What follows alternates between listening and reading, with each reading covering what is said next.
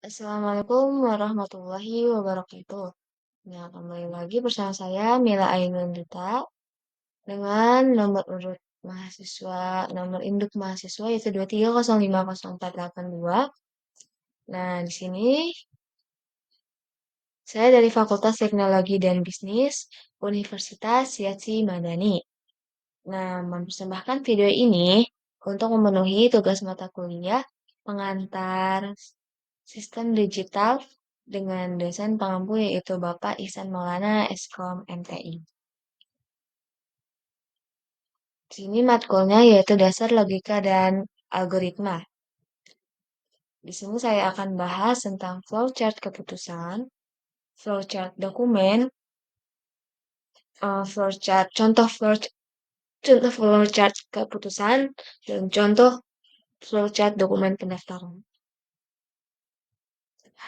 Jadi di sini dia ada flowchart keputusan. Nah, flowchart keputusan adalah diagram alir yang menggambarkan proses pengambilan keputusan dalam suatu sistem atau program. Nah, diagram ini membantu memvisualisasikan berbagai kemungkinan yang dapat terjadi dan bagaimana keputusan tersebut akan mempengaruhi alur proses selanjutnya. Nah, diagram ini dapat membantu meningkatkan pemahaman, identifikasi, masalah, dan komunikasi dalam berbagai situasi. Nah, jadi fungsi dari proses keputusan ini yaitu membantu meningkatkan pemahaman kita, identifikasi masalah kita sedetail apa, dan komunikasi dalam berbagai situasi. Nah, fungsi proses keputusan ada 4 di sini. Yang pertama, yaitu meningkatkan pemahaman tentang proses pengambilan keputusan. Nah, yang kedua ada membantu mengidentifikasi kemungkinan masalah dan kesalahan. Yang ketiga ada meningkatkan efisiensi dan efektivitas proses. Nah, yang keempat yaitu meningkatkan komunikasi antar tim. Nah, jadi fungsi dari foresight keputusan ini ada 4. Nah, yang sebagaimana yaitu meningkatkan pemahaman, membantu mengidentifikasi kemungkinan masalah atau kesalahan, meningkatkan efisiensi dan efektivitas proses, dan meningkatkan komunikasi antar tim.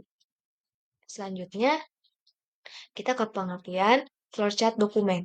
Nah, flowchart dokumen ini atau bagian alir dokumen, yang bisa disebut itu bagian alir dokumen, adalah diagram yang menggambarkan alur perpindahan dokumen dari informasi antar departemen atau bagian dalam suatu organisasi.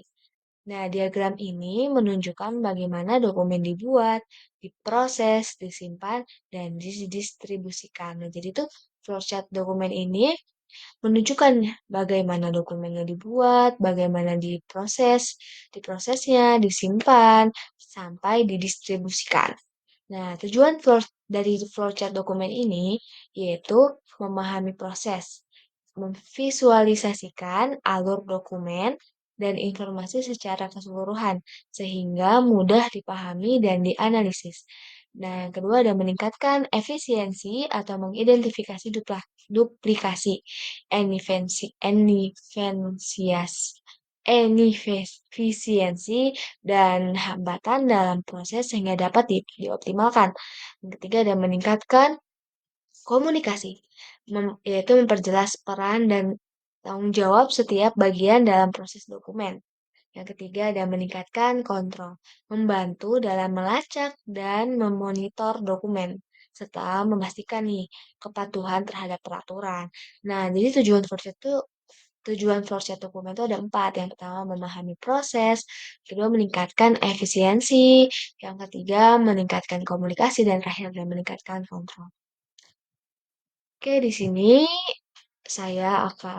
ada contoh flowchart keputusan. Nah, maaf, di sini agak kepotong ya, jadi didiknya agak susah. Itu di atasnya tuh ada mulai. Mulai ke siapkan bahan-bahan. Nah, cuci bersih buah-buahan. Dari sini tuh flowchart keputusan. Siap cuci bersih buah-buahan sebelum dicuci bersih buah-buahan. Nah, ini nih disiapin dulu bahan-bahannya. Disiapkan bahan-bahannya. Ini di sini judulnya flowchart keputusan membuat es buah. Yang pertama dimulai, mulai. Dan kedua, siapkan bahan-bahan. Yang ketiga, ada cuci bersih buah-buahan. Yang keempat, ada potong buah kecil-kecil. Nah, setelah dicuci bersih tuh buah-buahannya dipotong. Dipotong buahnya kecil-kecil. Yang selanjutnya memasukkan buah-buahan yang sudah dipotong ke dalam wadah. Selanjutnya, setelah dimasuki buah-buahnya dan yang sudah dipotong ke dalam wadah, itu ditambahkan air, gula, dan es batu. Nah, aduk hingga rata, tambahkan susu kental manis dan sirup sesuai selera, dan aduk kembali. Setelah itu sajikan es buah dalam wadah dan selesai. Nah, di sini tuh ini contohnya contoh flowchart keputusan. Nah, di sini ada contoh flowchart dokumen pendaftaran pekerjaan karyawan. Di sini ada mulai. Tuh, awalnya mulai. Kita mulai dulu nih flowchartnya.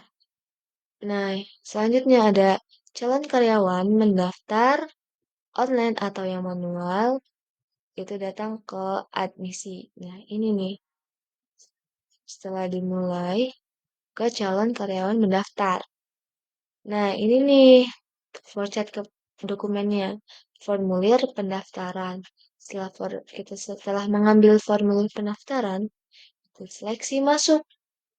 Diseleksi masuk. Nah, jika kita lulus, kita tes wawancara atau interview.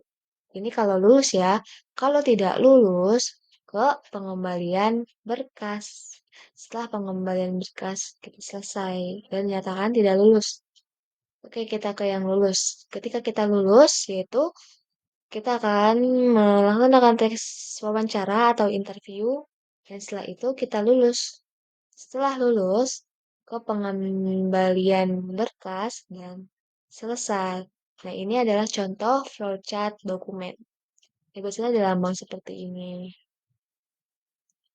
Oke, sekian. Terima kasih presentasi yang dapat saya sampaikan. Kurang lebihnya mohon maaf bila ada kata-kata yang salah atau pemahaman ya atau ada yang salah, mohon dimaafkan karena saya masih dalam tahap proses pembelajaran.